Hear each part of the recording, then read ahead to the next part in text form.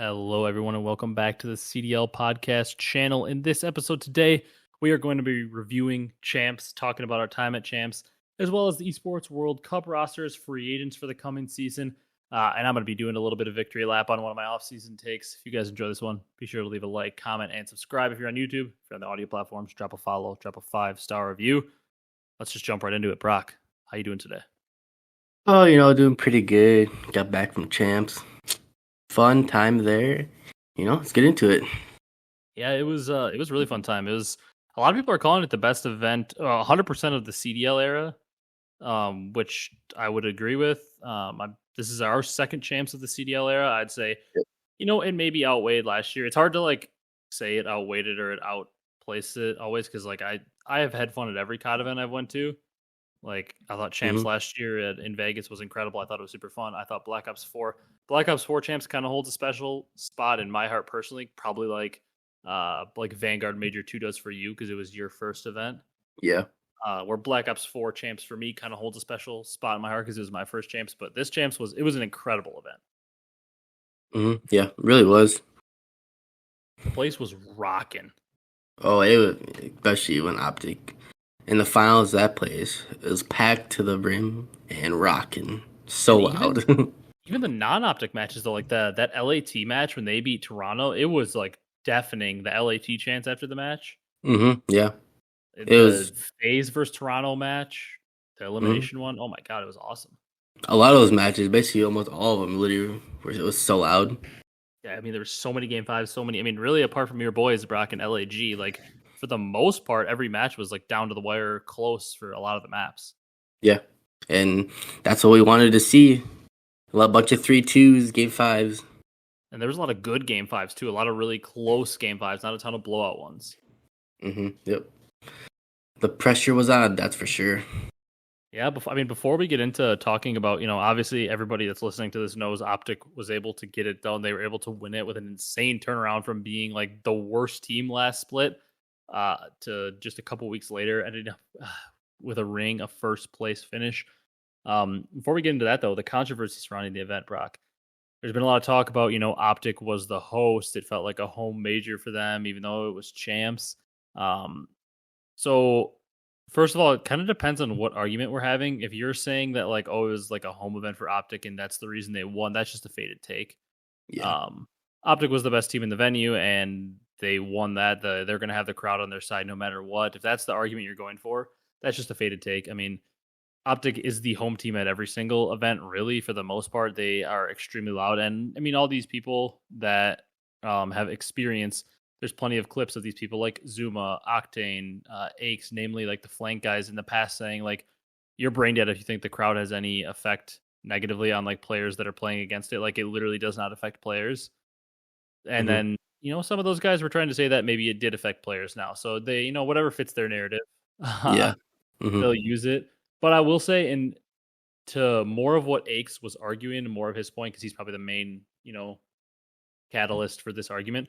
I do agree with what he was saying, though, that like Optic shouldn't have to host, like they shouldn't be hosting. The league should be throwing this event and like putting forth all the money and like putting it on because like it is like the culmination of the season. It's the finals. I do Yeah. fully agree with that. Like Optic shouldn't have to put on this event. Like the league should be putting on their final event. Yeah. I would have to agree there.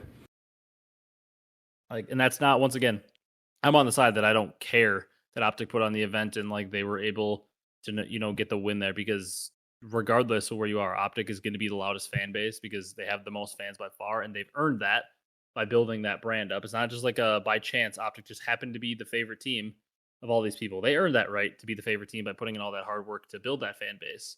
hmm I 100% believe that Optic deserved this win and like the crowd and all that had nothing to do with them winning. Just wanted to like mention that I do agree with the fact that like it shouldn't come down to Optic hosting this event, and this controversy shouldn't happen because it's the finals of your league. Like this, the CDL, the league itself, should be forking over the money and in making this event happen.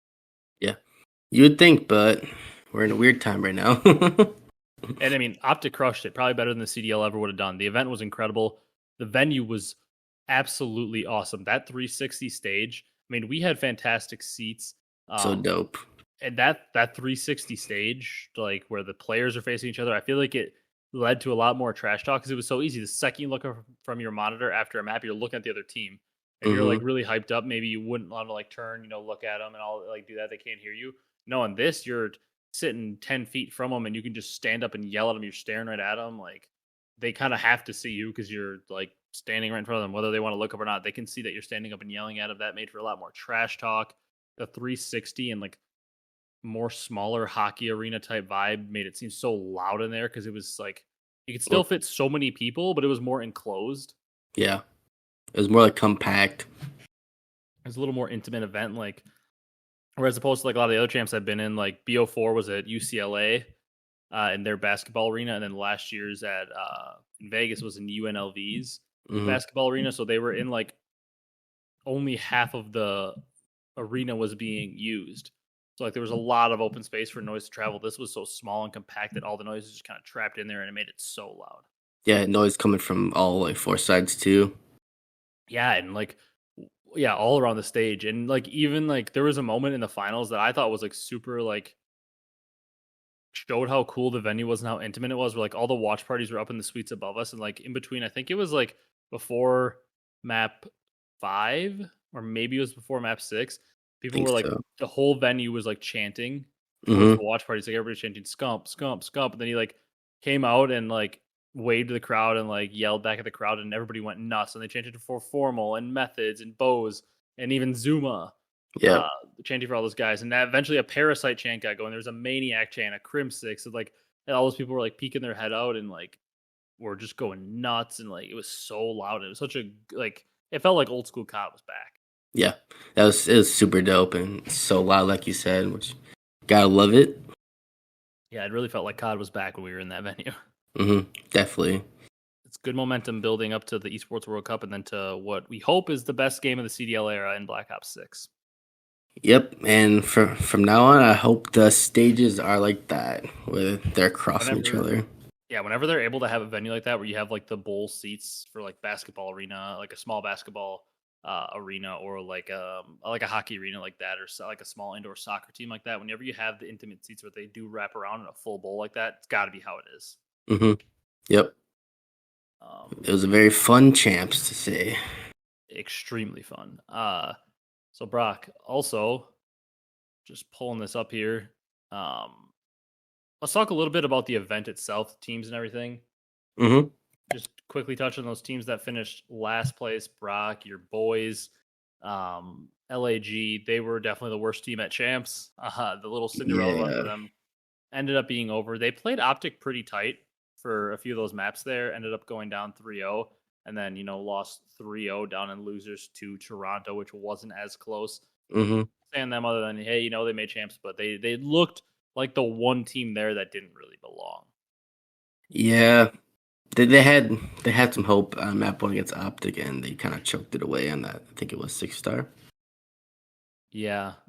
And then from there, it kind of just they lost. I think a close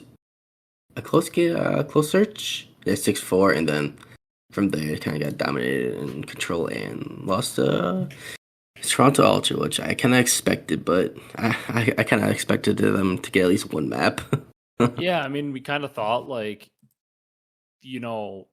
looking at that Optic series, just based on what we had seen, obviously we now know that Optic, really came to play. But we thought, maybe based on how that like Optic's last split had gone, that maybe there was a world where LAG could make that a tight series, maybe upset. Obviously, now knowing what we know,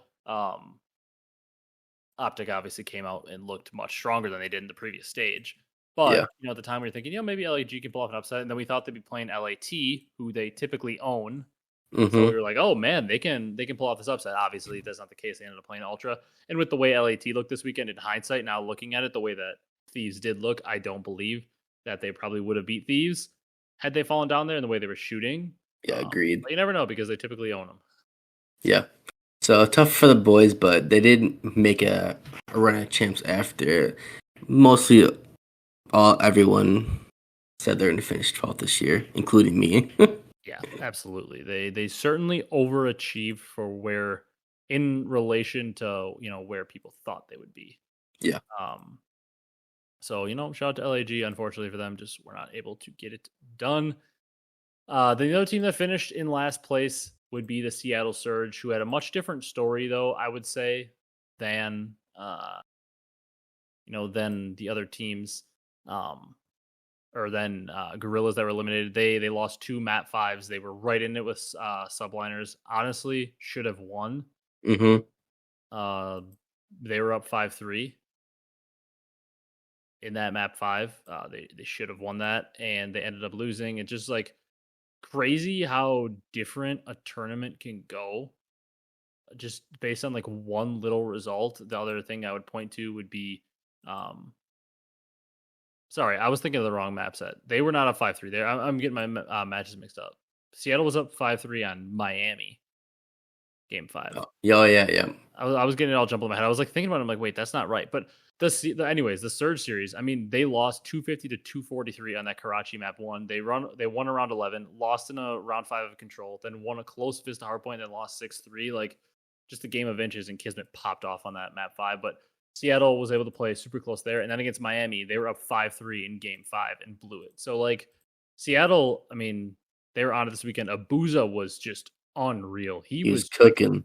So I was looking at you during like some of his kills, like some of the snaps he had, and I was like, dude, his shot, he has one of the snappiest, like straightest shots in the league. That guy's gonna be a problem for a while. He is something. He's good. You get that. Yeah, keep him on Seattle and get a team around him ASAP. Yeah, he's a special talent. That kid. Now you can, obviously I don't watch challengers as much, but like you can see watching that dude, like that kid's got some talent. Not the best weekend. What were you gonna say? I say crazy to think that he was on a sub at the start of the year. Yeah, the team could have been a lot different if they had him on the main right away. Because that dude, he's good. Yeah. Then Brock, our 5th and 6th place teams, don't want to spend too much time on these bottom teams. 5th and 5th/6 teams.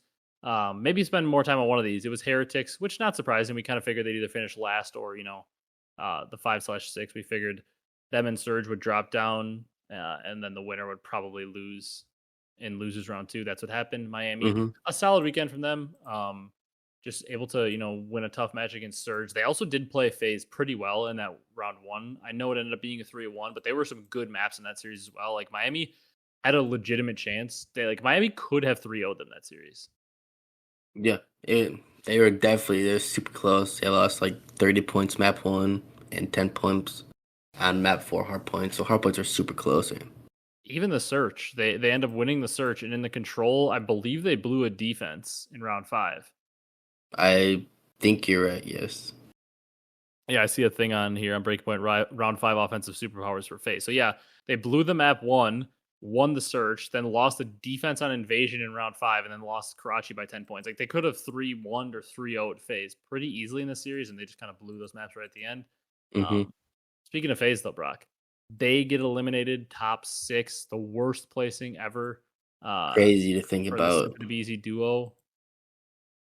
Yeah, it was wild. Simp was doing his thing. aBeZy had some pretty good maps in there. I mean, like in terms of KDs, like Draza was the worst KD on their team at champs, and he was 14th. aBeZy was 11th. Celium was 6th.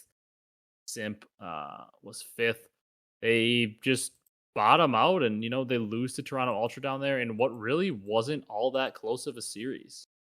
No, it wasn't. A tough game 5 to FaZe when they were up 3-2 in that series in winners round 2, and then they went down, got 3-0'd. And that series, by the way, Brock, the girlfriend cam, insane. That was insane. That was a little overboard. Yeah, that was insane. Like I felt so bad. Like we were sitting there, they were sitting like pretty close to us, or not both of them. Scrap's girlfriend was sitting pretty close to us because I remember I like saw the cameras walk up the stairs by us. Yeah. I was like, that's weird. Like, why is the camera dude like going this high up? Because they were like sitting kind of in the back of the seats. And then all of a sudden I saw it on the board and I saw like the girlfriends and I was like, that's insane. And the most embarrassing part is they like had it on the wrong girl. Yeah, for like half the time. It was like I'm assuming it was like one of Scrap's girlfriend's friends or something because she was like sitting right next to her. So they had it like on her, which like awkward for that girl. Like I'd be so like just like sitting there like get this camera off me. Yeah. And like for the girlfriends, I'd be like I don't want to be up on this camera. Get this off me. Like it was odd. It was crazy and kind of funny, but it was very weird. Yeah, definitely was like it provoked it. Yeah, it was weird. And then Scrap getting up and like finding Draza's girlfriend in the crowd and like doing like a crying sign at her when they were like after map 2 when they won it. I mean, we are the WWE of esports. Yep, it was funny, but also like insane. I feel like, yeah, the scrap part was like funny, and I feel like fine because like that was him specifically, like, you know, like calling her out, like himself choosing to do it. Yeah, Like, you know, she chose to publicly tweet stuff and like get involved in that beef. So like, you know, she kind of did bring some of that, you know, attention onto herself by like getting into that beef. Scrap chose to specifically go call her out. Like he purposely brought that attention on himself, you know, whereas like the other one was just kind of odd. Like they just go, the girlfriends, I'm sure, didn't like ask, hey, put the cameras on us. And they just like go out there and were like just filming their face. And it was like an awkwardly long amount of time. Like they were on there for a while. had to be at least like 30 to 45 seconds. It was insane. Yeah. And then about 15 to 20 seconds was on the wrong girl. And I'm just trying to think about like people that are just like, you know, a casual COD fan that don't really follow up with that drama. Like they're probably just like sitting there like staring at it. Like why are we just staring at these two girls on the screen? And why are they flipping each other off? Yeah. It's just, I just imagine it from that POV. That'd be so weird. Yeah, someone tunes in, they just got both girlfriends on the screen yelling at each no other. idea who these people are. Like, yeah. It's just weird. But FaZe, Brock, FaZe bottoms out. Are they gonna? Is the trio gonna break up? I mean, like from some, I don't know how much we want to say, but you and I have reason to believe that Draza might be off the team. Yes, most likely, if they do make a change, it will probably be for Draza. And I know people are like, why would they drop Draza? He was incredible. I think both Brock and I agree. Draza this year was very good. He was good. He was extremely good for the team. I don't know, just some of the outside of the game stuff, things that Brock and I saw, people that were hanging out together. Mm-hmm. We could be, obviously, once again, we don't have actual intel on this. Just a feeling that both of us get and things we saw this weekend. I don't know. I think maybe they might drop Draza. Once again, Draza, incredible player, was awesome for the team this year. I think in-game wise, this 4 makes a lot of sense. He's probably the most logical 4th for them in-game wise that they've really had, besides maybe Arcides. But even that, like the Cellium role kind of clashes a little bit. I don't know, like just some out-of-game things that we maybe saw that lead us to believe maybe Draza is not going to be on the team. Because as everybody knows, you know, in general, the players didn't get along all that well. Like before they teamed. You know, winning can usually fix things, but a top 6 at champs might bring some of those things up because, you know, if you've said some of the crazy things they've said to each other, those are always in the back of your mind. Like it doesn't just completely go away when you have kind of like beef like that with somebody. Yeah. And, you know, just some of the things that we saw this weekend maybe lead us to believe that the players maybe want to change or something. I don't know. Maybe if a change happens, we'll talk about it, but it's kind of more personal stuff. I don't know that we want to mention it that much and like bring unnecessary drama. It's just, I don't know. I have a feeling Draza maybe will end up on a new team going into next year. Yeah. I'm just kind of excited to see what team will make the first domino effect and from there on forth. Well, yeah, and we'll talk about it a little bit later, but I kind of believe, and I think like I think the World Cup rosters are not finalized at all, because like if you look at the list that Jacob Hale tweeted of like the free agent players heading into next year, he tweeted something about it, and I'm trying to pull it up here. But like there's players on there like Fellow, TJ, Diamondcon, Estriel, Fame. Who else on here? Like Abuza, Hook, Nero. Like these are all people that are going to the World Cup, at least from what we assume, I guess. We know like Fellow, Tej, Beans, like specifically, especially Beans and like Fame and Estriel. These are people that switched teams for the World Cup. Like Fame went to Vegas, Estriel went to Minnesota, Beans went to Carolina, but they're still free agents, it seems like. So they're just on the rosters and these rosters for the World Cup. So like there should be a lot of roster shifting. I don't really think that people will be making too many changes like pre World Cup, like on the top 4 teams or the champs teams. I don't think they'll be making too many changes because it's kind of a quick turnaround to make a change and have all that stuff set when you have the whole year of chemistry with these current players. Yeah. So I don't know. just a weird situation, but it could be a crazy domino effect, and we'll talk about that later. I don't want to get into that too much, but absolutely insane finish from FaZe. That's why we spent so much time on a fifth/sixth place team, but they were, I mean, potentially the favorites coming into this event, Yep. or one of them, obviously one of the top 4 favorites, probably one of the top 3 or top 2 even, and they end up losing, which in the fashion they lost was just insane. Yeah, fifth, sixth. I haven't seen that ever, basically, from FaZe. Yeah.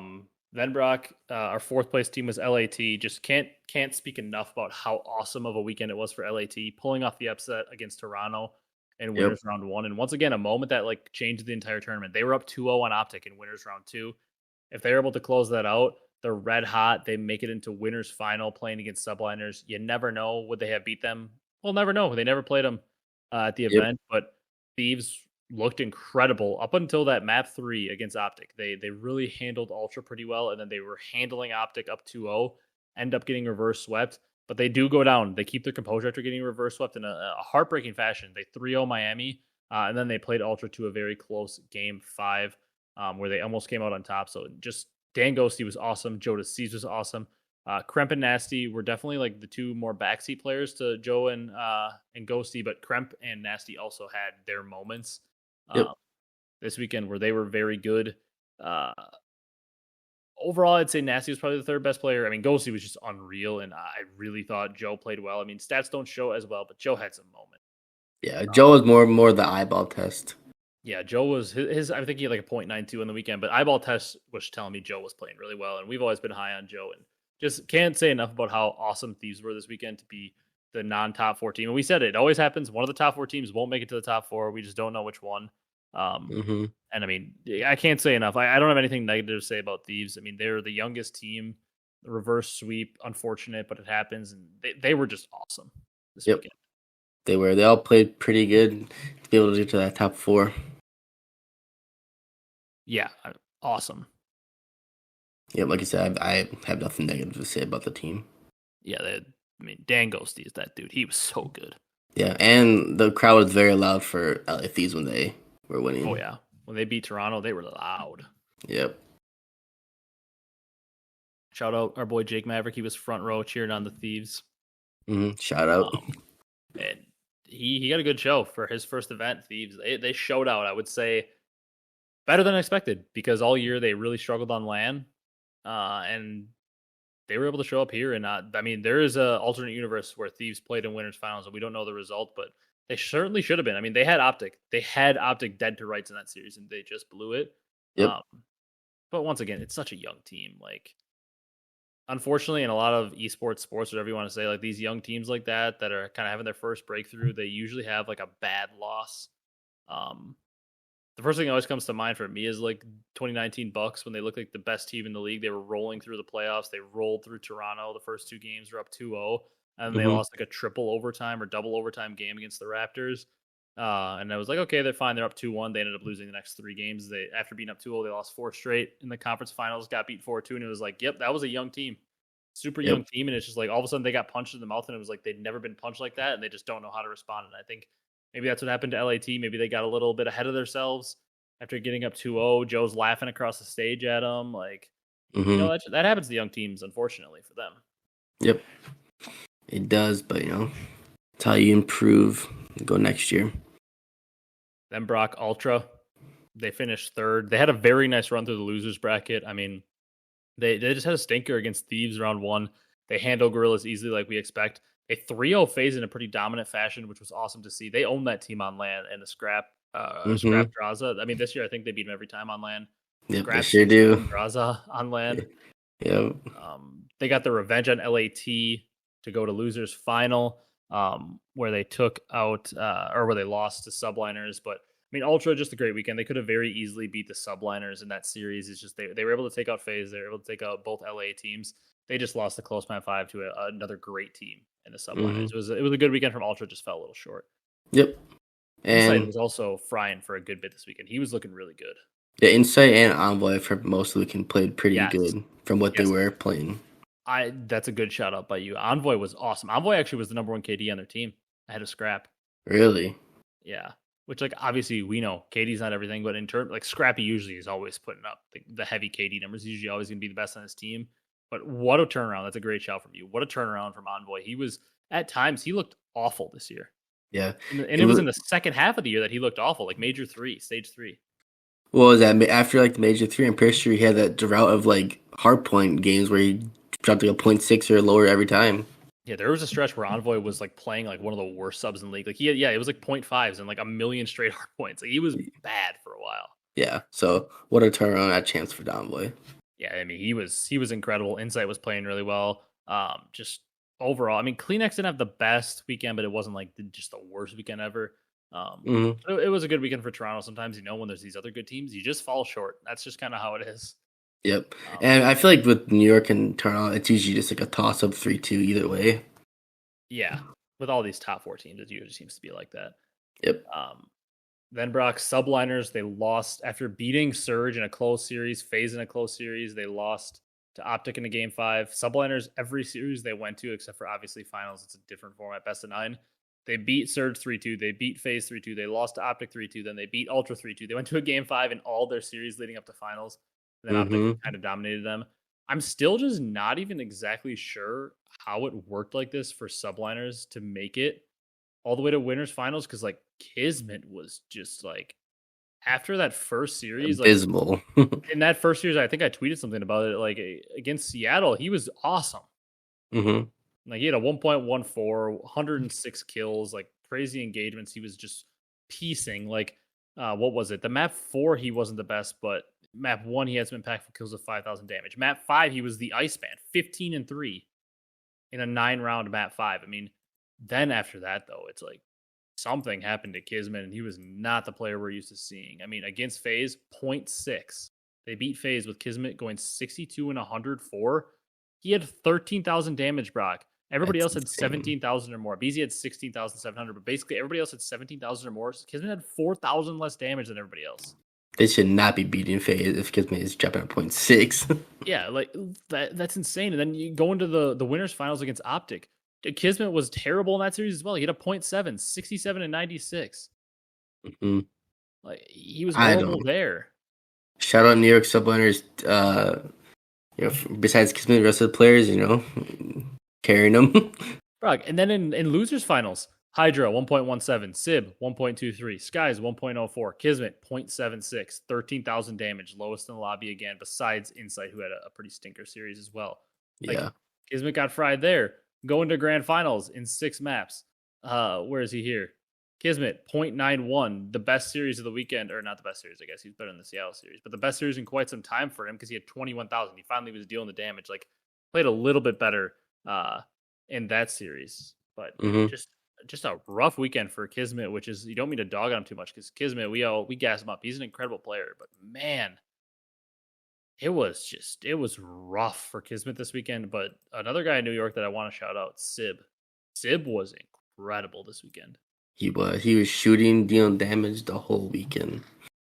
I mean, if they would have won, I think they would have given out like tournament MVP, I think is what they ended up giving out. Because like obviously I don't think Shotzzy was the finals MVP. They ended up giving tournament MVP.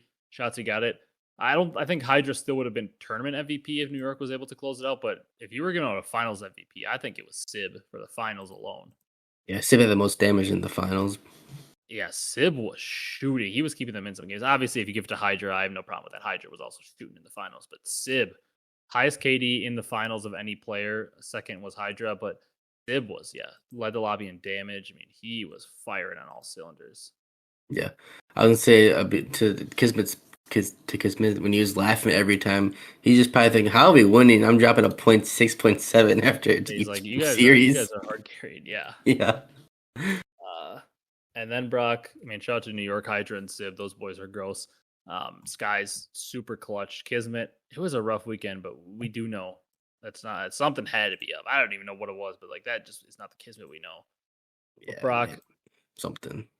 My boy Kenny, Optic, they got it done.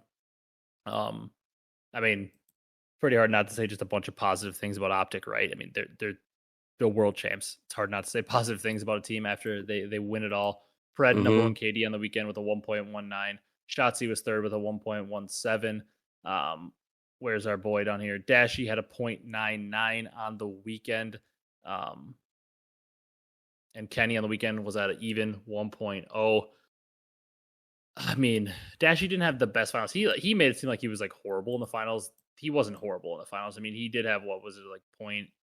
Yeah, he had a 0.82, but he's not like he was not dealing He, damage. He still had he was 20,000 shooting. damage. Like he Hmm. was making enough plays. It's not like he was just a walking like bot. He didn't have a great map one. Obviously, you know who carried Optic into that map one victory? Kenny, just like we Yep. expected. Hmm. Most damage in the lobby, most kills in the lobby. Had like an absolutely impactful streak towards the end of the game. We'll get into Kenny in a little bit. Yep. But I mean, Dashy had some maps there. Like he wasn't just like frying, but he had some maps where he was shooting enough, and he was still doing things to help out the team where they went to 1-5-1. Yep. Agreed. But He was shot, clutching. He was clutch. He's clutching up in search too. Some yeah, Dashy. he was clutching up in search. I mean, I honestly the map one Shotzzy, like he ended up bringing it back to 20 and 24, but he was really struggling for a bit there. Hmm. The map two he was pretty good, but then the map three he was really rough. He was like 3 and 15 at one point. Yeah. Finished 10 and 23, and after three maps, like New York won that third map. And I was like, okay, Optic had to like clutch a very unwinnable round 11 in map two to win it. I was feeling like, Optic's kind of lucky. Like Shotzzy wasn't that great in map one. He was pretty good in map two where they were able to clutch. He wasn't very good in map three, like, and they're up 2-1. Like, I feel like it's pretty lucky. And then from there on out, Shotzzy put to bed any doubts. 36 and 25 in the map four, 7 and 7 in the search, and then 31 and 27 in the final control, making he was getting lost on that final invasion control too. Just Yeah. He was just New York was flanking. having headaches. Yeah. They were trying to find him. They know he's nowhere to be found, and just before you know it, they won the map. Yeah, Pred hit that little flank for the two piece to really, really seal it. And, the rest is history. And Brock, it's just like, I was tweeting about it, but like, I feel like me, especially, and you, because you were on the same train as me, like, Yeah. we need a Kenny victory lap. Yep. We sure do. Like, dude, when I tweeted about Kenny going to Optic, that I was super excited because I thought it was like going to bring like an accountability to their team. And like, I was talking about how I think he's the right pickup for the team. They really need that. Like, dude, I was getting flamed. Yeah, we were going back with after the series is over, and at that tweet about Kenny, and everyone just saying, "Don't pick up Kenny, not him, anyone but him." Yeah, like they were like acting like, oh my, this guy's the worst player ever. Like, yeah, I tweeted something like the replies in this are hilarious, and like somebody else, tweeted back at me like it's embarrassing that people were saying like, they'd KMS basically. Yeah, If they pick Kenny over Sib is basically like what this person commented. He's like, yeah, Optic don't win champs without that Kenny mentality. Absolutely right. I'm gonna drop a like on that right now. I forgot. yep, I mean, just like scroll down these comments. First one I see, if they take Kenny, just chalk the whole season up already. That roster's not winning anything. Not Kenny, I beg. Christ, it better be Sib. If they go from Draza to Sib to Kenny, I feel bad for Optic fans. Sib is the right choice. Don't know why I thought they will consider Kenny, and now here we are. If we take Kenny over Sib, it might be chalked. This guy, smart guy here. Give me Kenny. Crazy upside and has good, I think he meant to say comms. He said comma. Yep. Shout out him. I said they dropped Ghosty to do this. Jesus Christ, which to be fair, Ghosty, that kid is gross. Yep. It's chalked. Optic are done. This guy, again, smart. This guy knows ball. I'd absolutely take Kenny over Sib. Kenny can actually be a better leader. Sib cannot, and a leader is what those three players need. See, this guy knows ball. Sib, incredible player, but he wasn't what Optic needed. This guy's hyped. He can't beat us if he joins us. That guy knows ball. Facts. Trolling with the Kenny pick. They want the worst player in the league on their team now.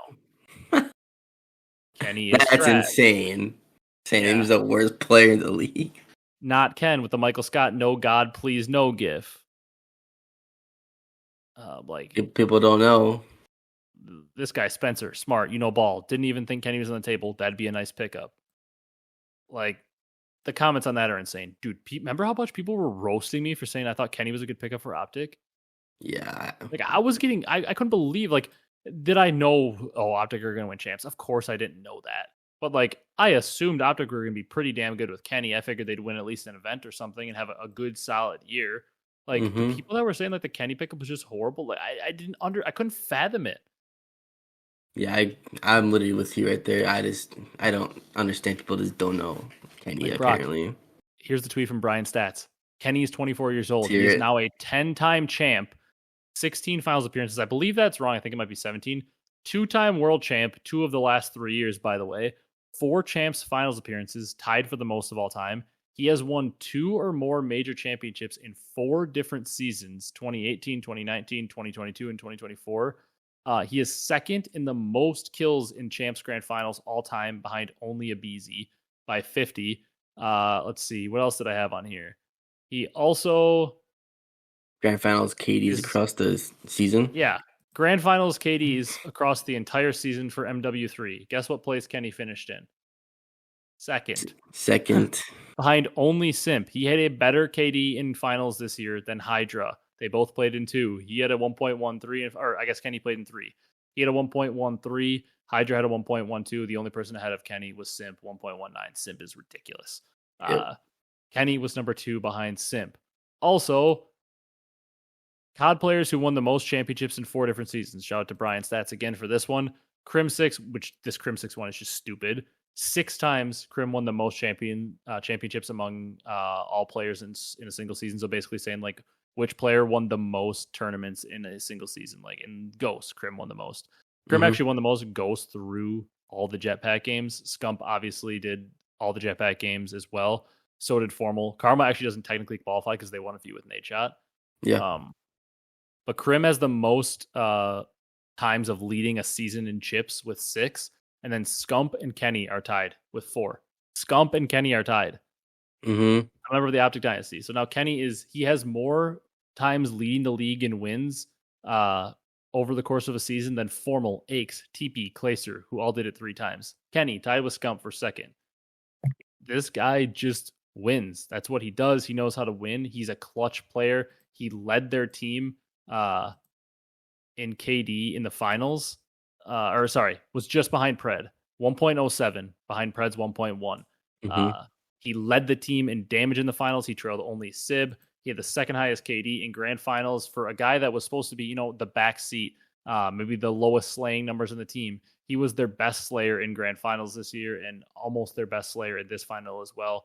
The guy is unreal. I'm going to be taking this victory a lot for a long time. Kenny is now a 2-time world champion. Everybody knows there's always some bias in there for Kenny with me. He's my favorite player, but like the disrespect on this dude, I had to go on a rant on it. I know you feel the same way about Kenny, but the disrespect on this dude, it's insane. You just don't watch COD. I don't even know what else to say. Like this is one of the like rants I've been like wanting to go on for like quite some time since champs. Like I couldn't wait to get back on the mic and I'm at a loss for words. I don't even know how to like formulate a sentence right now, but like how stupid people have to be to just like think that Kenny was a bad pickup for this team when you just like looked at the composition of the roster and like, yes, did they go through a struggle? Of course, all teams go through a struggle. Is Kenny like the most individually talented player you've ever seen? No, I don't think he is. I think guys like Simp, Abizi, I think I can name plenty of people that I maybe say just pure mechanically are better. But Kenny knows how to win.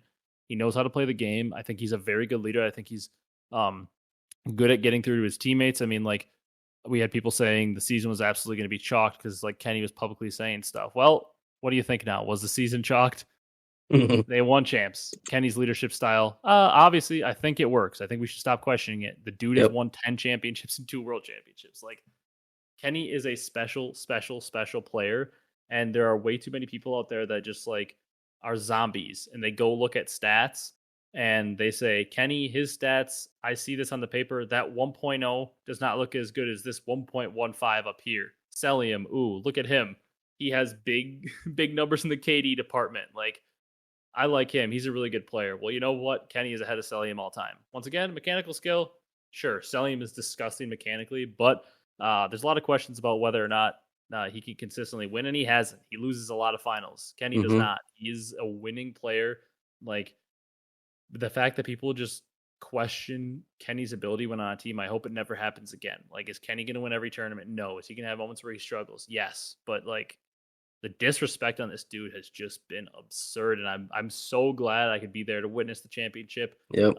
And like just put this to rest, because this narrative that Kenny sucks and like those comments of like hating your life if he was going to join your team, like you would think that the Optic fans that didn't want him at all would like realize like this guy just waxed us since World War II and joining the league. Kenny has, for the most part, waxed Optic when it mattered, especially.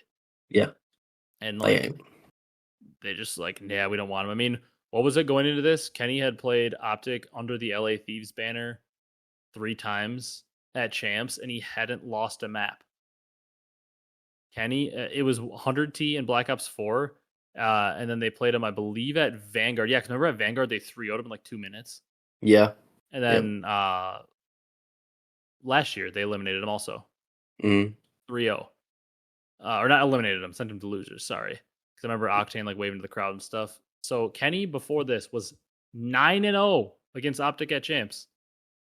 Map count 9-0. And people were just like, yeah, he sucks. I don't want him on my team. Just, I mean, idiots, man.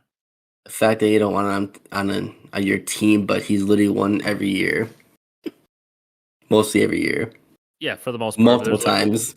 little stretch in the beginning of the CDL, like the MW19 Cold War era, where he had some interesting teams, and they didn't win. Role switches and stuff going on. Because guess what? Like I just said, is he gonna have bad moments? Maybe even like a bad year here and there. Sure, like all players do. I mean, the FaZe trio went an entire year without winning. Yep. In Vanguard, and that's like supposed to be the most dominant trio we've seen in some time. But yeah, just the disrespect. I had to go on a long rant about it.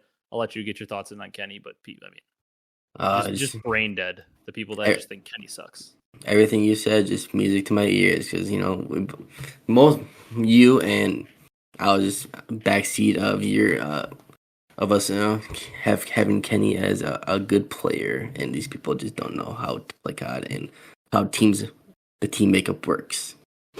Dude, like I remember in the middle of the year, like you and I, even off the podcast, and like we were preparing, we would like talk about like, am I missing something? Like, are we the only ones? Like, are we blind or something that like we think Kenny is a good player? Like, I was having arguments with people like that said he just sucks and he's not a good player.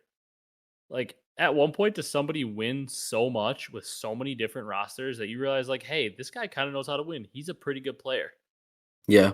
Like, it's not even the fact that like we're not saying Kenny, oh my god, he's the greatest player to ever live, because I don't believe that's true. But like, he is a very, very, very good player, and you cannot deny the fact that he knows how to win.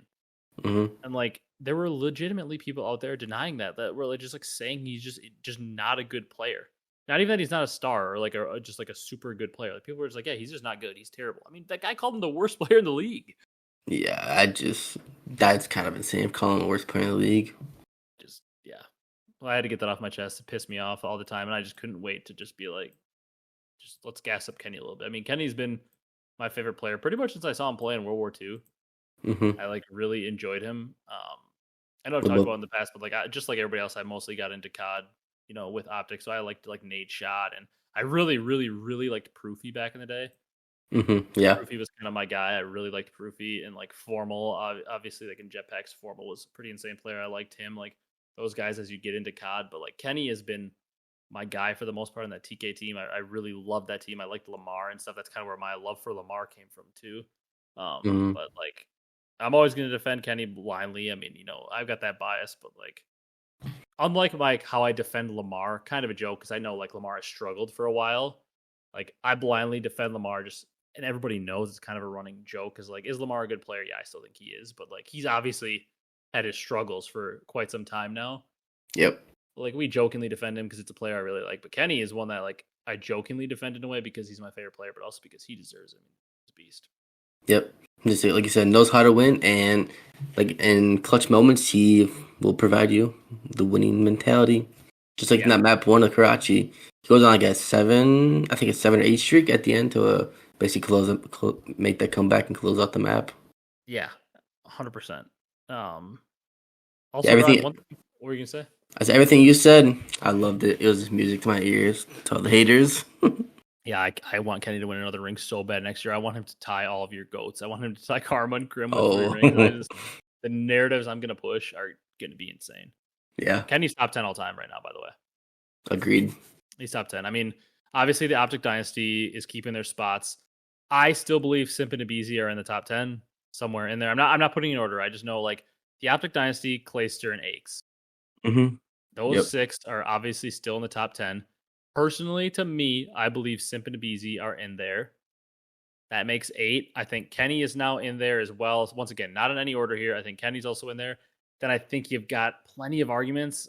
This is off the top of my head, so I could easily be forgetting someone, but like I think a guy like Apathy with his 2 rings has to be somewhere in that conversation. I think a guy like um, JCap is still easily in there. 2 rings, so many champs finals appearances, tied with Kenny with 4, most all time. Like there are plenty of guys, but I think it's like Optic Dynasty, Aches, um, Clay, the Tiny Terrors, Kenny, and then I might be missing somebody, but like guys like JCap, Apathy, those kind of guys come to mind.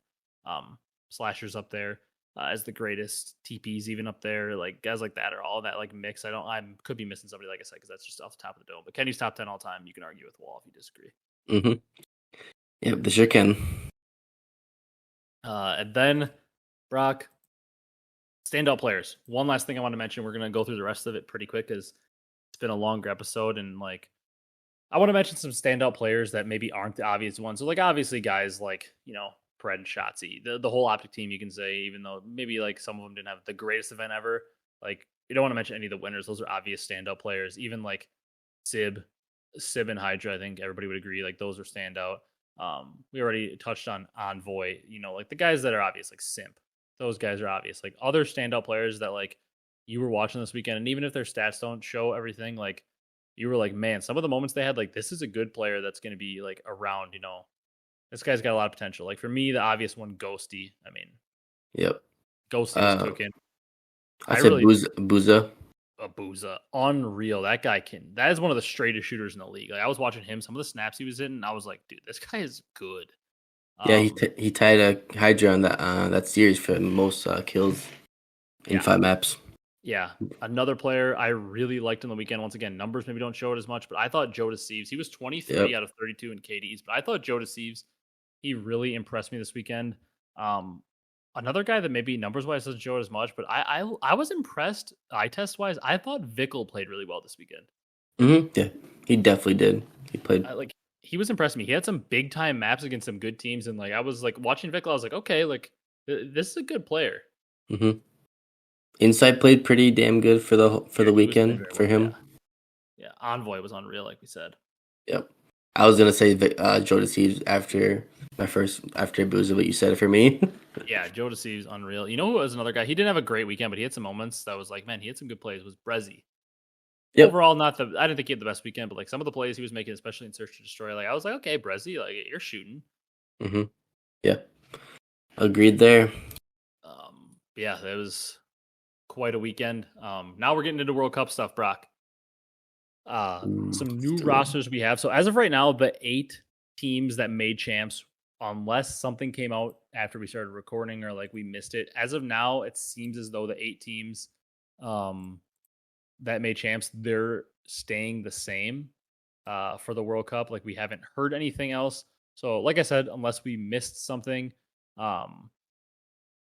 those rosters are staying the same. Like the champs rosters are remaining. But the 4 rosters at the bottom of the pack, the 4 teams that didn't make champs, they have all shifted in at least one way. So Boston, they kept Snoopy, which, I mean, I don't want to get too much into these rosters, Brock, just your overall thoughts, but they kept Snoopy. I mean, I think everybody knows what we both think about that. They added Wake and Cammy, Awakening and Cammy as the AR duo, and added Purge as a sub. This team does not move me, Brock. Nope, it does not move me either at this point. Like Wake and Cammy are kind of like the past because Cammy has been struggling in and out of the CDL, and Wake has had abysmal first part of the season with Rocker. I will say, like, if people are at like their actual peaks, which we haven't seen from Cammy in quite some time, but like I do think that AR duo, if they're actually both playing to the ability we've seen them play to, could be a really good AR duo, because I do think this allows Big Wig to play more of the main. I think like Big Wig kind of slowing it down, playing kills is what he's very good at. And Cammy, we saw him at his best when he can be like a fast, aggressive AR next to a slow AR, aka like Ultra in Cold War, when Insight was the more slow, super slow, methodical AR next to Cammy that really unlocked him to be super aggressive. Like I think that is a good dynamic there if they're both playing to their peak. But like the Snoopy and Purge sub duo is like, ugh.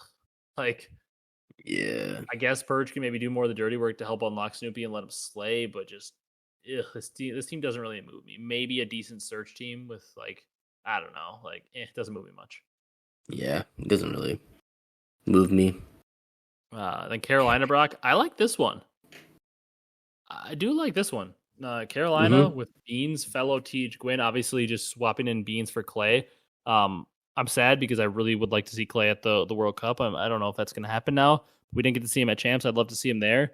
I do think it's interesting that they didn't make a change off of Fellow, just Yeah. because I figured that they probably would instead of Clay, although Fellow was playing very well down the stretch.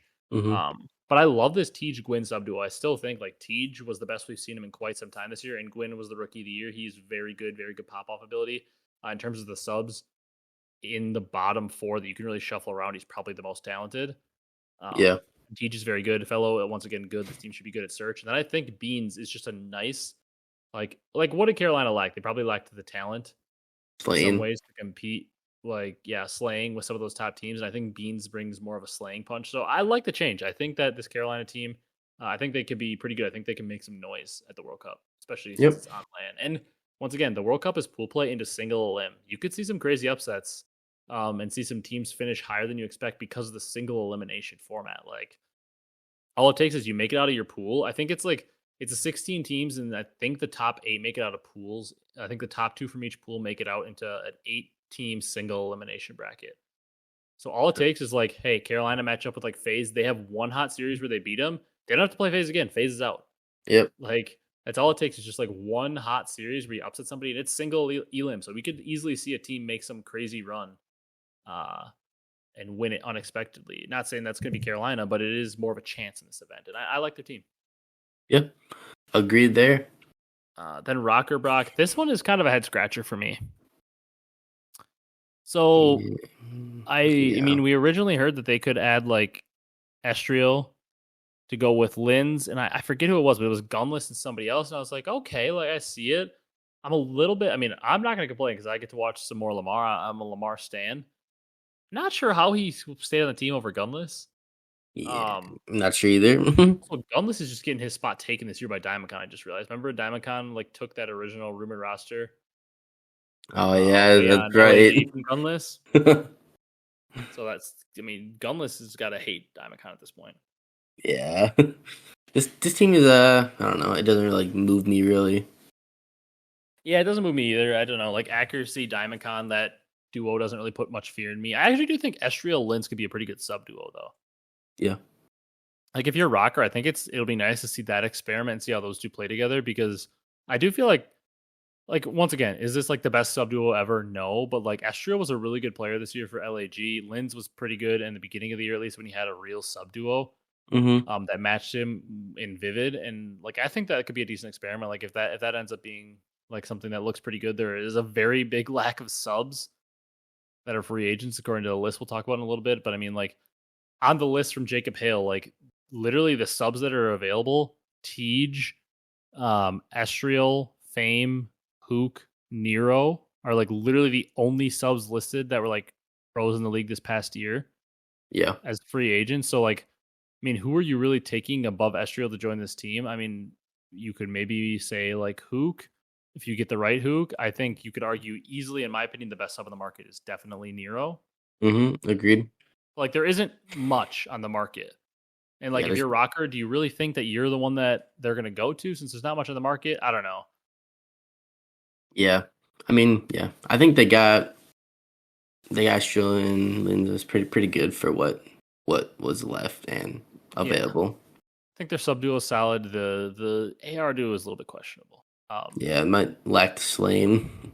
Then Brock, Vegas, they are rolling with the same roster except one change. Fame is going to be in at the SMG over Johnny. I don't know if they wanted to make this decision. It sounds like Johnny said like something's going on health wise. You got to take care of. So we hope everything is okay with Johnny. Yeah, I would have loved to see the Vegas team just run it with what they had this year because I think once again they got a late shake at it and were like a little bit far out and ended up not qualifying for champs. But I still believe that they were probably a top 8 team this year. Yeah, they so or much like talent. right on there. So I would like to see him run it back, but like I think of the teams here, it's either them or Carolina that are my favorite. I do like this Vegas roster. I still wish it had Johnny, but like Attach and Geo, that AR duo can slay. I like them a lot. Nero, like I said, outside the top four, he might have been the best SMG player this year. Yep. He Outside had the a top really four good year. teams. And is Fame like amazing? No, but I do think I'm interested to see Fame on a team that has a lot more slaying around it because I do think you and I were talking about this. I think Fame is a player that makes the correct play a lot of the time. I Hmm. think he's a very smart, cerebral player, and he does have moments where he could pop off. People are gonna roast his Fame pickup because he hasn't had too much success, but like, dude, I saw this guy absolutely frying in college COD and in challengers. Yeah. Like Fame, he's got a gunny on him. Like I think this is my favorite team of the teams. I'm most excited to watch them of these four. Yeah. Yeah. I would say out of these 4 teams, I would probably have Vegas as the best team. Like I think Fame could be exactly what this team needs. Nero can kind of do his thing, and I think Fame will pick up the dirty work for him in the SMG category. Yep. I think it'll be a good team. And then obviously the other, as of right now, the other 8 teams that all made champs, as of what we know, they're running it with their roster. We haven't heard any different. Hmm. And quickly, Brock, the challenger teams, we don't obviously have as much to say about these. We don't have as much insight into these teams, but the challenger teams that qualify for the World Cup, it was a little bit weird because the Omit Brooklyn team that ended up qualifying had Awakening, Cammy, and Purge on it. They all went to Boston. So then there was a weird situation where that team wasn't going to be allowed to go anymore. Pro Luke got absolutely screwed because he Yeah. was like, from all accounts, their best player this event and was going to get screwed out of his spot. Thankfully, I'm very glad he didn't because it would be absolutely awful if he Pro Luke very much earned his spot at the World Cup and got it ripped from him for something out of his control. All because Boston just would absolutely wants to just keep Snoopy for some reason. So I'm Yeah. glad to see Prolud ended up making it. But anyways, the teams that are going are the Challenger champs, Lore Gaming, which is Arcides, Paulex, Two Real, and Yuli, all familiar players that we saw in the league at one point. Arcides, obviously, you all know him. Paulex, mostly with the subliners. Two Real stints with like Florida and Vegas. And then Yuli had his little stint with the Royal Ravens. But I'm interested to see how that team does. I don't really see them doing anything crazy, but they are the Challenger champs, so it'll be fun to see what they can do. Yep. FaZe Clan Black / Stallions. That's the team that everybody knows that you hear the most about in challengers. Brack, Exceed, Ace, and Dylan Rex. Once again, like all players we've seen in the league, besides really Dylan Rex there, and people were really gassing him up this year. So I'm excited to see that team probably the most. Yeah. Try to see The Asim again. Yeah, Asim again getting a chance. Some experienced players in that team, obviously, especially Brack, Exceed, and Asim. Yep. Then an EU team. It was like Team War or Team Bance. I don't really know exactly, but it's Harry, Cobra, Denza, and Bance. So all names we've heard. Obviously, we've seen Harry with a little bit of a stint in the league, and then Bance, obviously, in the league for quite some time. And then we've been hearing a lot about this Cobra kid. That he's like next up in EU. He's gross. That's what we've been hearing. So I'm excited to see him play. Yep. And then the like Omit and Houston Spartans combined roster is what was decided as going as the 4th team. So that's Glow Frosty, Spart, Prolute, and our boy Fire 40. So interested to see what those teams can do because it could be fun if one of those challenger teams makes it out of pools and gets a top 8 finish or better out of the 16 teams. It could be very interesting. Yeah.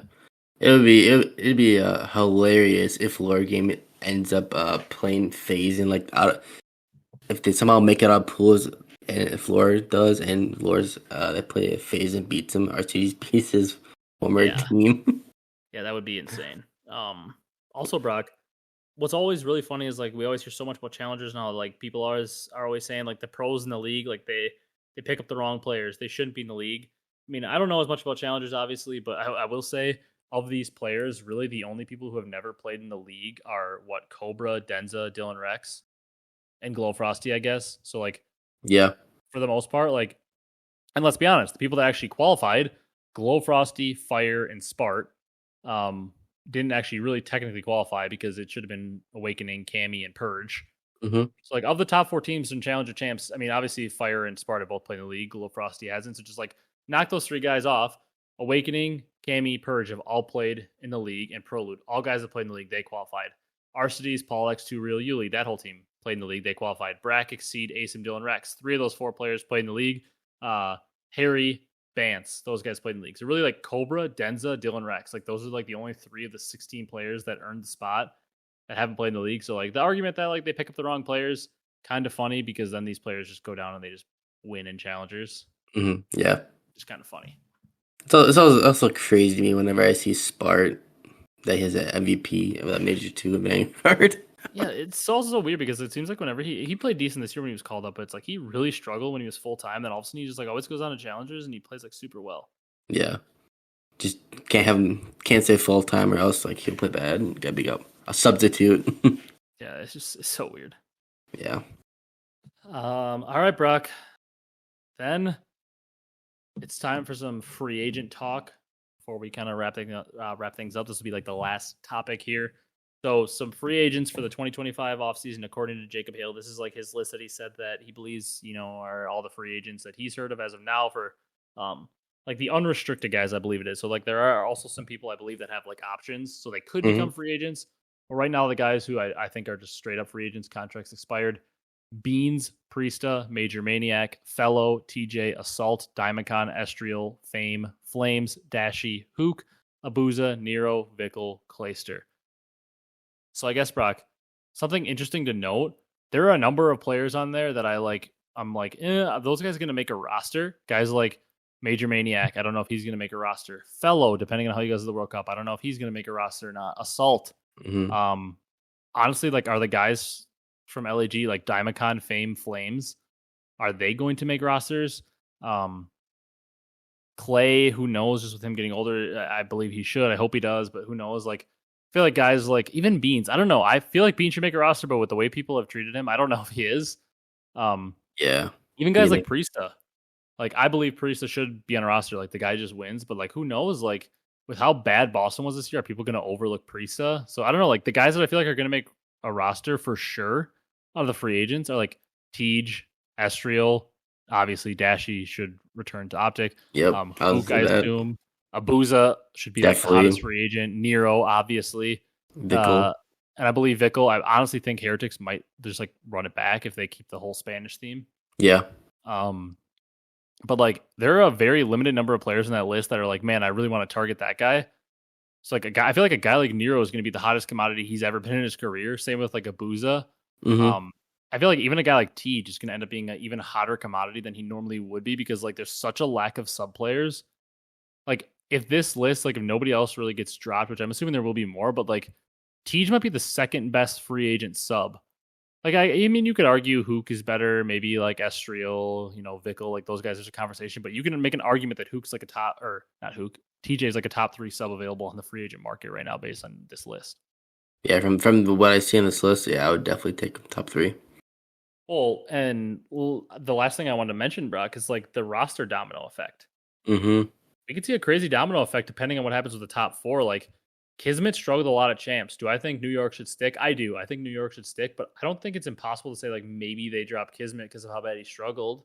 So like if Kismet gets dropped, does that mean another one of these top teams drop their sub for him and then that sub trickles down? I don't know if it happens as much with Kismet, but like there's been talks about the phase trio breaking up or maybe Draza. If Draza leaves and he gets on, another team, does that start the trickle effect? I think if Draza leaves, it might also not do it because I think he might go to Thieves.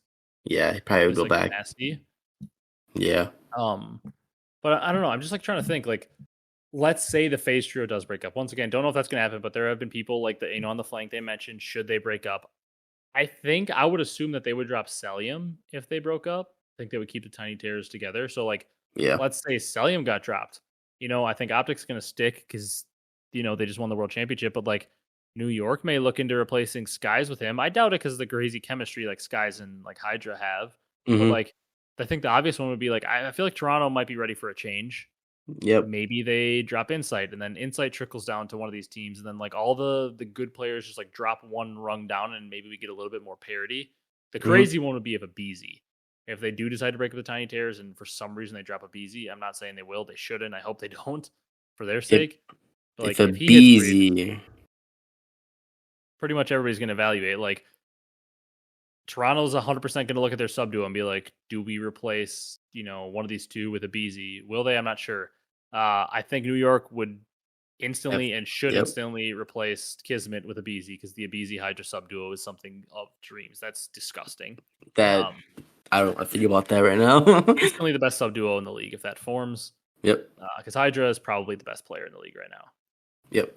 So, I mean, Hydra, BZ, just disgusting if that was able to form. But that would move Kismet down a rung, and then that would move one of the other SMGs down. Like, I mean, shoot, Kismet, go back to your home, go back to the Vegas Legion, replace whatever sub duo, Johnny or whoever.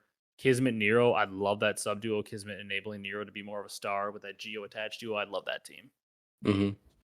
Yeah, I do think New York will.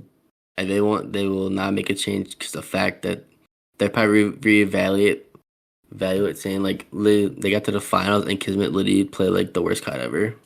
Yeah, I don't think that they should make a change. I think that literally the only way I think that New York should make a change is if for some reason the trio breaks up, and Abizi is a free agent. I think New York should do literally everything they can to get him to replace Kismet. Yeah. Once again, I don't think they should or will drop Abizi, but people are saying the trio could break up, so you have to kind of talk about it because I feel like I would assume there's no way they drop Simp. I would hope, unless somebody's like brain falls out of their head, they should. Yeah, if they drop Simp. Like when we talk about the trio breaking up, we're obviously just like assuming that would mean that they would get rid of Celium or BZ most likely. Because like once again, I would never get rid of the Tiny Terrors as long as I could possibly control those two. Mm-hmm.